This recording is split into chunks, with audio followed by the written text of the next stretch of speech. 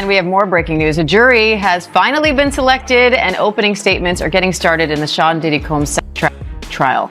Prosecutors are expected to paint Combs as the head of a criminal organization who exploited his fame and fortune to sexually abuse women and men. Our next guest was a New Jack Swing superstar in the 80s. Now, Al B. Sure is using his second chance at life to fight for health equity. After surviving a coma and liver transplant, he's an advocate pushing for real healthcare change. He's also exposing shocking truths about the music industry and recording artist Diddy in his upcoming tell-all, Do You Believe Me Now? The music world is buzzing as the biggest trial begins, and it's already heating up. Things are getting serious for Diddy, especially after singer Al B. Sure's recent interview. He didn't hold back, saying he plans to testify against Diddy.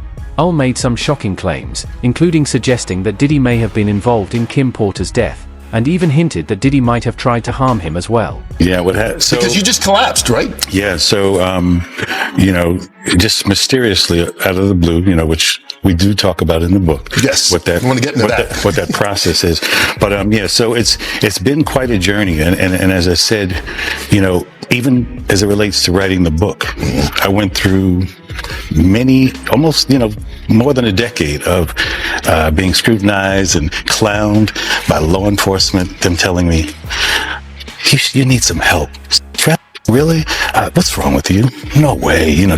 But not realizing that they were also working for the situation. Because you were hinting, saying, posting. Yeah. I get calls, take it down or else, so on and so forth. But this is about Diddy, so let's be clear for everybody that doesn't know. Diddy, who's about to, his trial's about to start. Yeah, yes. They're selecting a jury. But you were on this train years ago. Yes, many, many years ago. I posted some information that was, basically trying to save my life. And thank goodness to my ex, the wonderful Kim Porter, the late Kim Porter, who, kind of warned me all along the way to, just kind of watch your back, so on and so forth. And I didn't understand why. Because of Diddy. Basically. Do you believe that she died of pneumonia? Absolutely not. Why? What evidence do you have? She was in the best of health. We just saw each other prior to her passing. We were actually celebrating our son's new Netflix Christmas special, and she was doing just fine. In fact, we were all at the event together at Netflix in the lobby. Sean, myself, the children, all having a great time. And I'm, grabbing Sean like, what? And she's in the back going, stop, So it was a really festive opportunity just for all of us to be together, because it's nothing like the circus that's out here. So it was, a lot of the stuff, came to surprise, but a lot of the stuff will be revealed and that's why I thought it would be a good idea to finally tell my story. Every network came to me, participate in so and so, but I said, listen, I have no interest in speaking about another man. But you are in the book. Yeah, right. But this, I will speak about where our paths cross and which is most relevant, and something I've been trying to say for many, many years. And unfortunately, Roseanne, even with Sean being incarcerated, that's not a celebration. There's no celebration in it. First and foremost, there's way too much collateral damage, and in many, many ways. Many people's lives are affected. And in fact, a genre of music that I grew up in is ruined right now. For years, people have been waiting for Diddy to face justice, as he always seemed untouchable, like he could get away with anything in the music industry. Back in the 2000s and 2010s, he gained a reputation for being a bully behind the scenes. Al B. Sure was one of those who dealt with Diddy's tough persona. Al and Diddy go way back to the 1990s.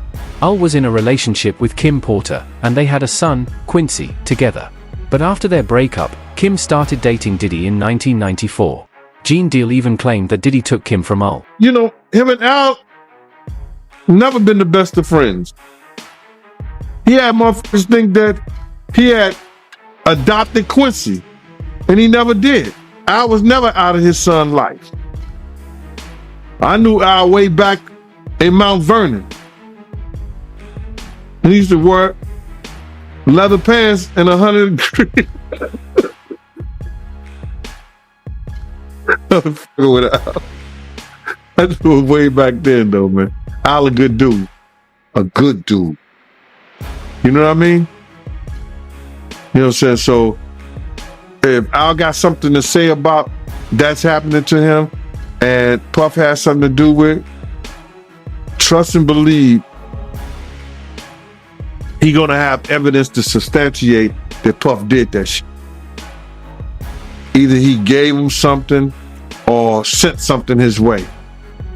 But what was the beef between Albert Shore and Diddy? Like, why wasn't they on good terms? The nigga was dating Kim. You understand? That's his kid's mother. And they was cool. They was friends. Misa and Kim was cool. They was all in that Uptown family. Uptown Records family. How you gonna date the mother of you my man, you cool. We all be around each other. And you dating the mother of my son. Alan never go try to date Misa. You know what I mean? Diddy eventually adopted Quincy and raised him as his own. Kim and Diddy's relationship was on and off until 2007, when Diddy confessed they broke up because he had cheated. However, there was more happening behind the scenes. Diddy's former bodyguard revealed that Diddy was violent with Kim and other women, including singer Cassie. A lot of things happened to Kim that she never explained to her father. So to see that girl take that beating like that, her father probably thought within himself, that's some of the things that happened to my daughter. And it has to be sickening to him, knowing that his daughter probably went through the same shit that Cassie went through. Yeah, he made a comment saying that he was disgusted when he seen that video. He even said that he would even do a dog like that, the way Diddy did Cassie. Yeah. His heart would go out to Cassie because he's looking at the fact that his daughter's not here to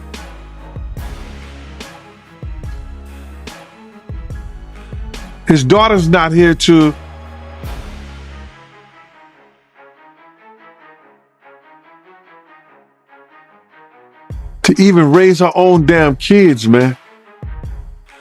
His daughter's not here and to see, cause I got daughters myself, bro. You know what I'm saying? And I give my heartbeat, both my arms.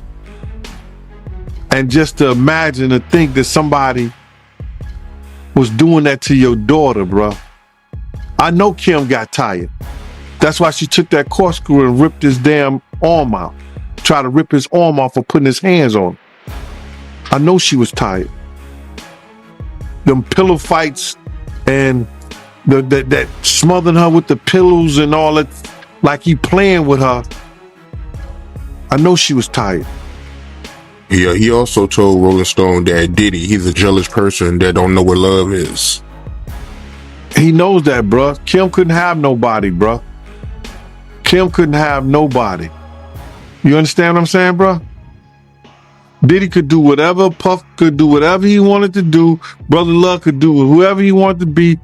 If Kim ever tried to get with somebody, Puff would interfere with them or with her